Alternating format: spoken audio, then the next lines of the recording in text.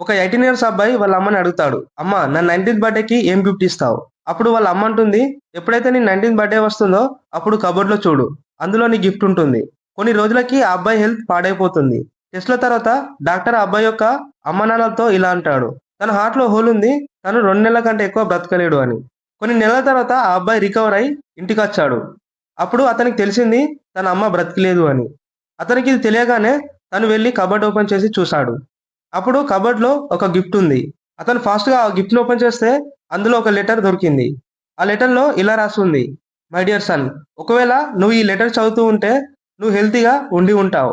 నీకు గుర్తుందా? ఎప్పుడైతే నీకు హెల్త్ బాగాలేదో అప్పుడు మేము నిన్ను హాస్పిటల్‌కి తీసుకొని వెళ్ళాం.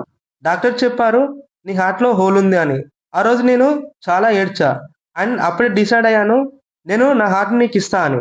గుర్తుందా? ఒకరోజు నువ్వు నన్ను అడిగావు. అమ్మ నా 19థ్ బర్త్‌డేకి ఏం గిఫ్ట్ ఇస్తావని. బేటా నేను నా హార్ట్‌ని ఇస్తున్నా.